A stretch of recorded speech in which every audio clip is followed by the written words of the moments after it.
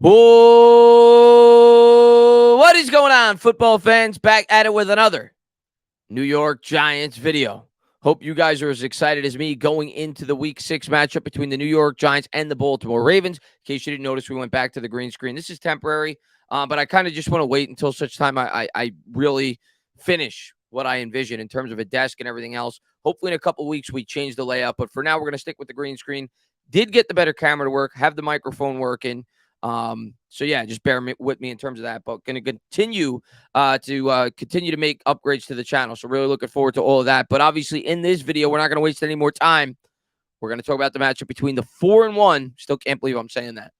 The 4-1 New York Giants and the 3-2 Baltimore Ravens. And going into the year, a lot of people ask me, Chris, which game are you most worried about?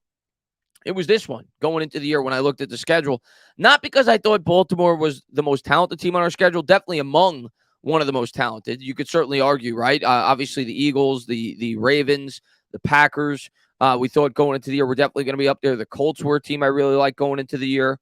So they were among one of the most talented. But the thing that really worried me about this game was the fact that we were going to be traveling back from London. And I still think that that could be a bit of a factor. There's a reason when teams play in London, the NFL gives them an opportunity to schedule their bye week the week after.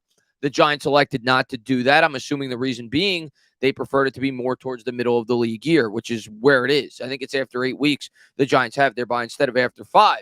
But we'll see if there's any kind of effect in terms of the team being a little bit, come out a little bit sluggish because of that. They are at home, so the schedule continues to be favorable. But I'm not quite as worried about it as I was before the year started for the simple reason, this team has surprised me every step of the way. They've been resilient every step of the way with all the injuries they've had to overcome. We'll talk about the injury report in a minute or, in a couple of minutes when I pull it up, both for the New York Giants and the Baltimore Ravens. But I think they're going to come out prepared. Brian Dable's done a hell of a job. Mike Kafka's done a hell of a job. Obviously, Wink's done a hell of a job. And that's probably the biggest storyline in this game, Wink and Lamar Jackson. And that, to me, is probably the most intriguing matchup as to who benefits from it, right? Because Lamar's familiar with what Wink's looking to do, but obviously Wink was the defense coordinator for the Ravens, so we got to see Lamar firsthand for 4 years straight. As far as the DC goes, we have a number of former Ravens on this team on the defensive side as well, including Jahad Ward, who talked about how you kind of got to defend Lamar Jackson, which is much easier said than done. But, we have some players and coaches that are very familiar with what Lamar Jackson brings to the table. And, we'll talk about what I think is the best way to try to defend him. But that doesn't mean you're going to be successful. Every team knows what you got to do when you go up against this Ravens team, but few are able to do it at a very high level defensively. Lamar Jackson, up to this point in the season, is one of the front runners for the MVP award. And probably was the front runner for the MVP award outside of the last 2 weeks, where he's kind of, fallen a little bit back to the pack, but he's still obviously a very dynamic weapon. I think we all remember him and the Ravens in 2020, where they completely demolished us when the Giants were starting to go on a bit of a win streak, and then we got smacked back down to the reality. It might have been them or the Cardinals first, but in both games we got destroyed. I think the Browns were in that mix as well, but we really struggled against the Ravens the last time we played. Now, of course, it's a completely different head coach, completely different football team, completely different defensive philosophy, and Wink's philosophy for the Giants has been working big time. The Giants, one stat that we talked about time and time again last week as a fan base, whenever Bad Dog and myself would do the streams, was how the Giants would just completely fall apart going into halftime. They surrendered 6 touchdowns over their first 6 games in the final 2 minutes of the first half last year.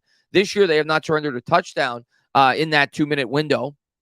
And they've only given up 2 field goals all year in the final 2 minutes of the first half.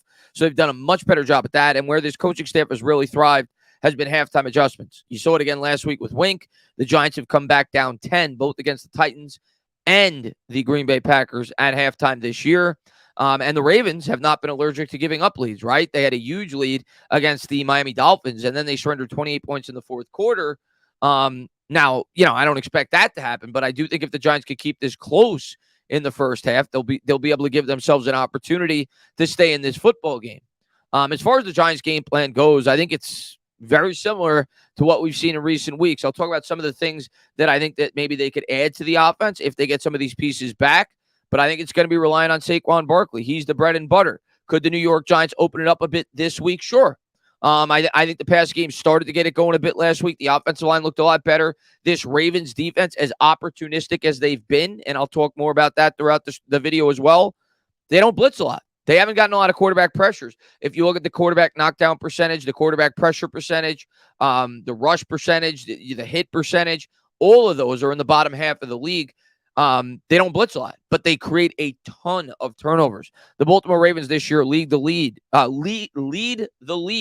in turnovers created at 11 through 5 weeks, and they have the highest turnover differential in football at +5. So the Giants are going to have to be very careful with the football, something they've done a great job at in recent weeks, which is why they've been able to win these football games, and they're going to have to try to continue to thrive in that time of possession. Will not be easy going up against this Baltimore Ravens offense. That's what Lamar Jackson and this Ravens team excels at. Not so much this year, where I think they're kind of 13, 14. The Giants are actually 6 in that area, which has been a huge reason why they've been winning these games.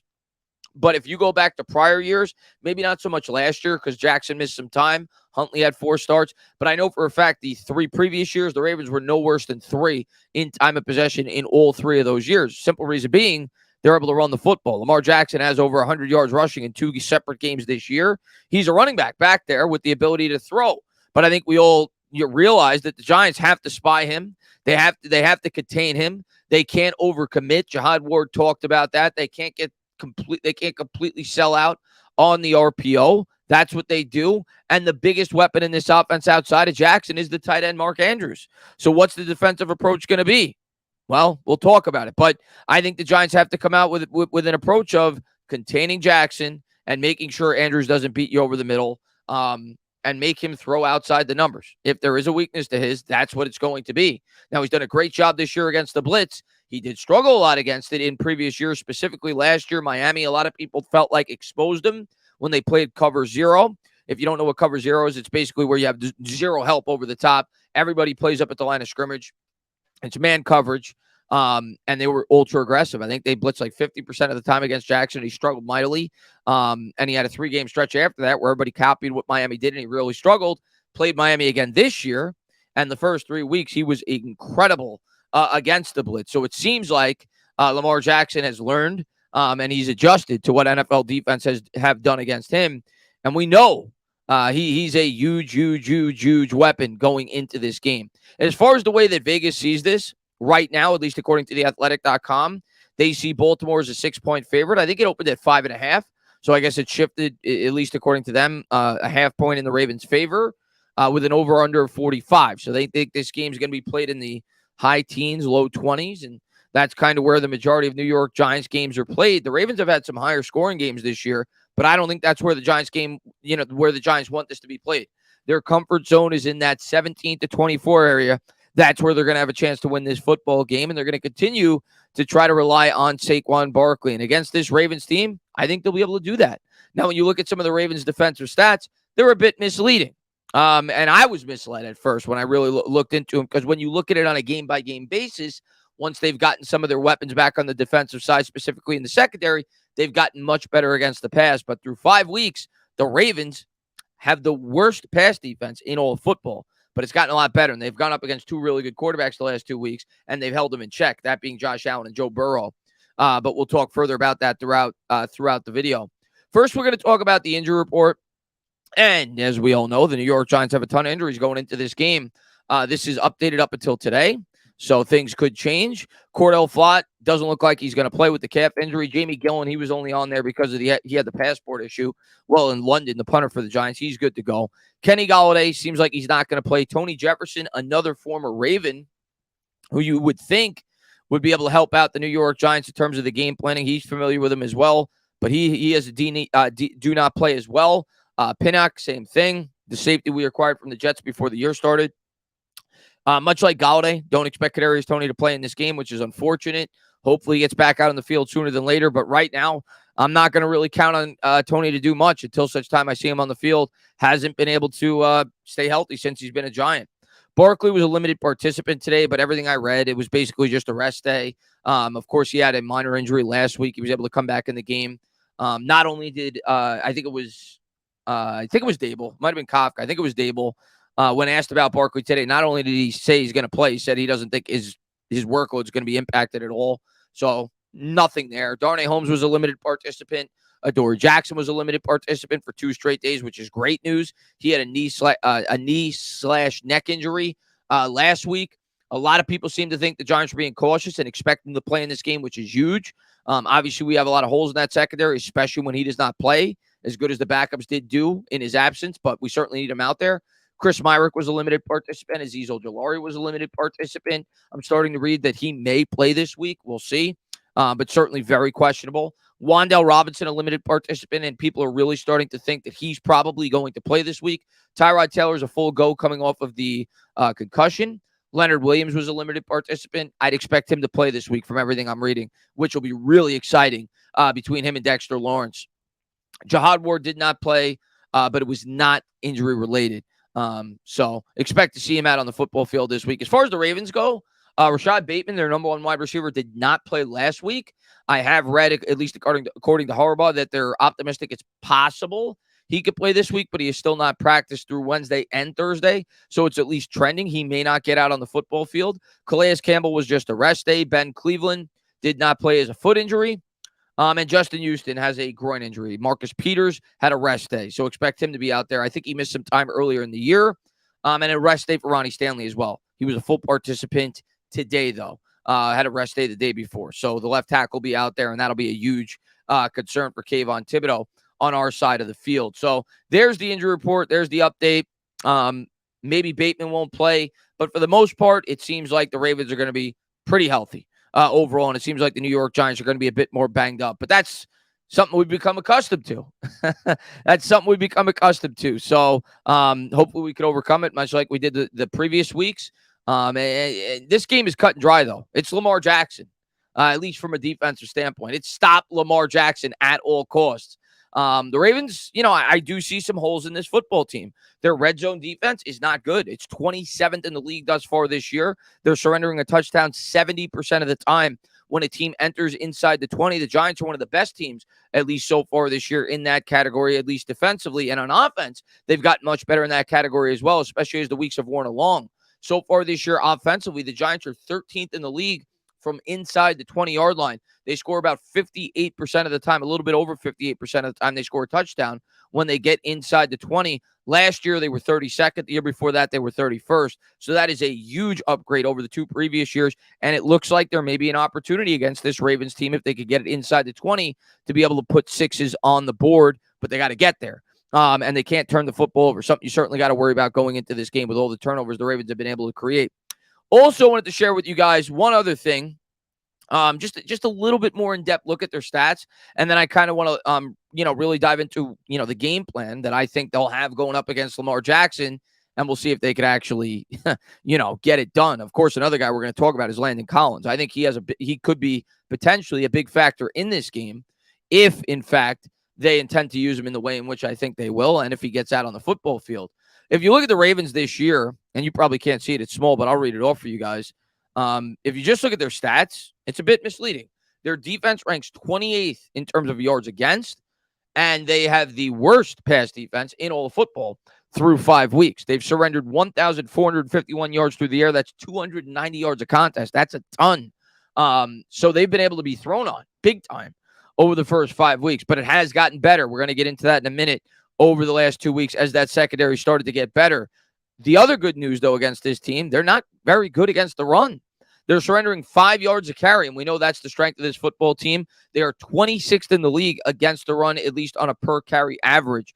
They've surrendered the 12th fewest yards in terms of against the run, but on a per-carry average, they're surrendering a lot. 5 yards a carry is a lot for a team, and the Giants are actually giving up the same amount. So neither team has been very good in that area, and that's going to be something that we definitely need to harp on as Giants fans going into this game with Lamar Jackson. We know that's what Baltimore is going to be looking to do. From an offensive standpoint, they average 5.4 yards a carry. So if you're a Ravens fan, you got to be pretty confident going into this game that you think you'll be able to run the football in the New York Giants. Of course, Leonard Williams, hopefully it looks like it's trending. He'll be back this week, so that should help a bit in that area. But Lamar Jackson, obviously a huge threat in terms of running the football.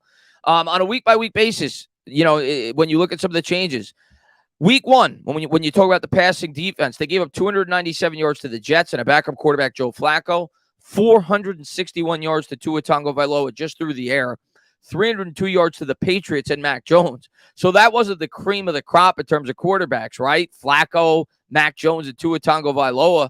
But the last 2 weeks, when they've gone up against better quarterbacks, Josh Allen and Joe Burrow, it's been much better.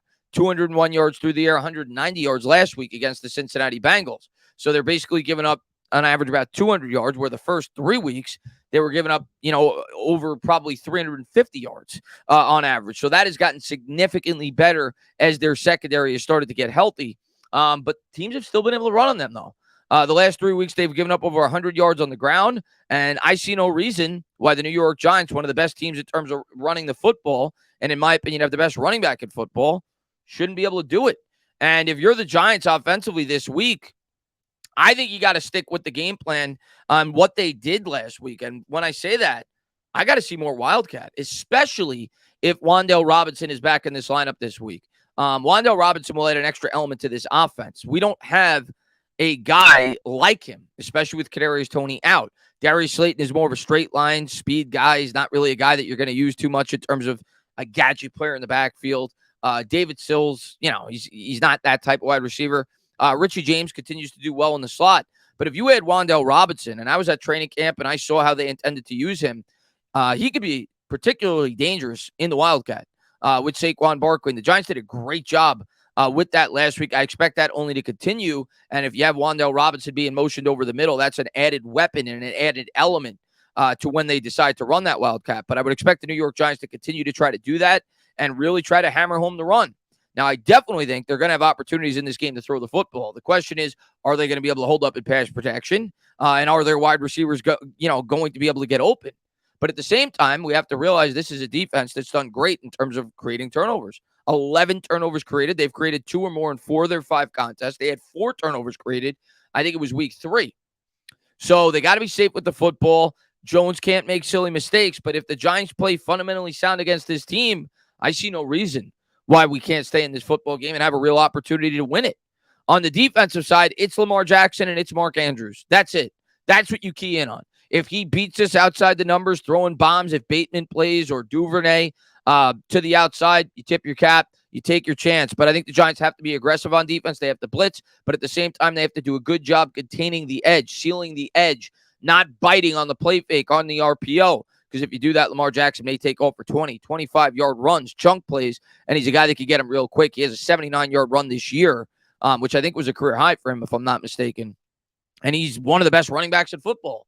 And I'm not trying to say he's not a good quarterback. He's a great quarterback, but he has just as much talent in terms of running the football as throwing the football. So that's something we definitely have to key in on. And what I think the Giants are going to try to do in this game, I think they're probably, if I had to guess, going to put Xavier McKinney on Mark Andrews. They'll probably double Mark Andrews, try to take away the middle of the field, try to beat us on the outside when Lamar Jackson decides to throw the football. And I think they're going to try to spy Lamar Jackson with another DB, potentially, if he's out there, Landon Collins. I don't know if he will be, and I know he's going to be playing linebacker, but I think they're going to have a smaller lineup. They're going to need more speed going up against a team like this. They have a ton of speed at the wide receiver position. Of course, Lamar Jackson is super fast in the backfield, super elusive. So I think they're going to go with a smaller lineup.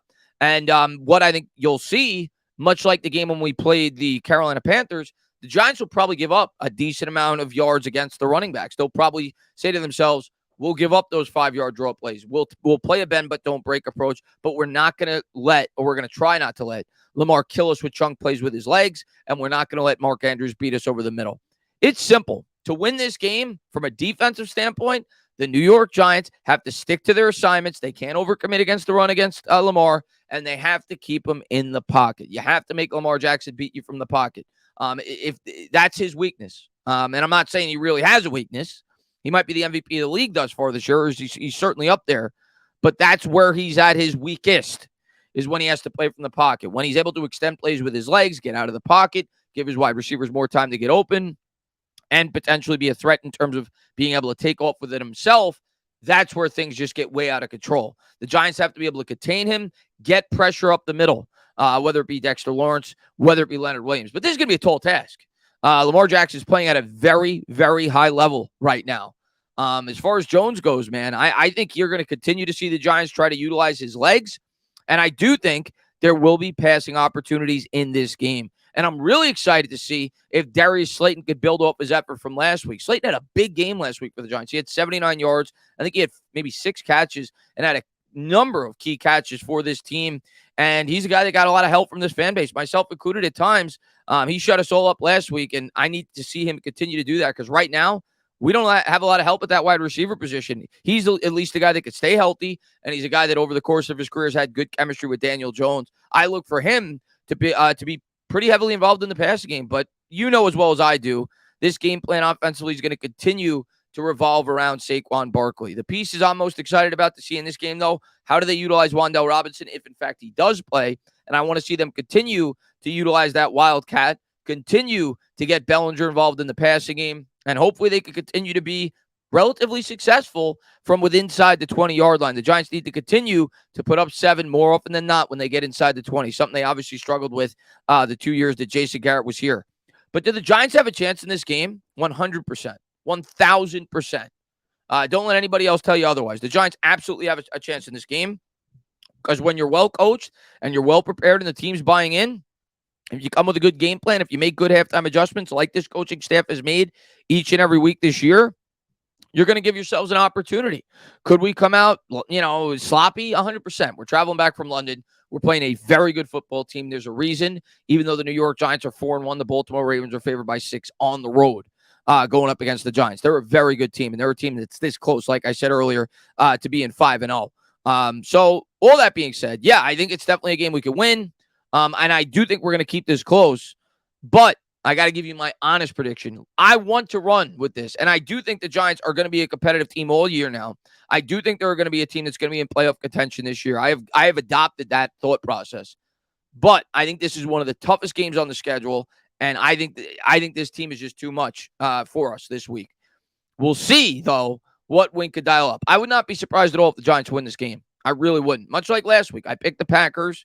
So hope I'm wrong again, guys, Giants fans. I picked the Packers. I thought it would be a really close game, and it was. And, in fact, the New York Giants were able to pull it out. I kind of have a very similar feeling going into this game. I think the Giants are going to keep this within 3, 4, 5 points, and they're going to have an opportunity to win it. What I worry about most in this game is turning the football over because you're going up against a team that's been able to, up to this point, create the most turnovers in football, has the highest turnover differential in football. I think Lamar Jackson does have 5 interceptions, though. So he's not allergic to turning the football over either. The Giants right now are the only team in the National Football League without an interception. If they're going to win this week, they may need a couple. We'll have to wait and see how it all plays out. But I definitely think it's a game we have a chance to win. And it's a game where Saquon Barkley has to dominate start to finish. We have to win the time of possession. That's another thing you always worry about when you go up against a team like Baltimore. But in the end, I'm gonna have Baltimore with a narrow victory. I'm gonna go 23-20 Ravens. They win by a field goal. But if the Giants were to ever win this week, we're going to the playoffs. If we start 5-1, you look at the numbers. I think it's 91% of the time, depending on the chart that you look at, where a team starts 5-1, they go to the playoffs. It might be about 85, 86%. But regardless, you look at the Giants' schedule, you could certainly argue after this week, we have played our 3 toughest out-of-division games on the year, and we still have our 2 easiest divisional games left on the schedule, that being Washington, of course, who's off to a very bad start. So I think if the Giants were to ever win this game, I'd be very optimistic about our opportunity to make the playoffs. But even if they lose it, I still see an opportunity for the Giants to still win 10 games this year. This is the hardest game on our schedule. So I think a lot of people are going to doubt us going in, or at least the hardest, or you could argue the hardest out-of-divisional game on our schedule. A lot of people are going to doubt us going in, but a lot of people doubted us last week against Green Bay. We'll see if the New York Giants could do it again. They knocked off the 2-time MVP last week. The guy who won it before him was Lamar Jackson. Maybe the Giants will keep collecting trophies. As always, guys, if you like what you watch, please subscribe. Drop a comment. Maybe give me a little thumbs up. Cheers.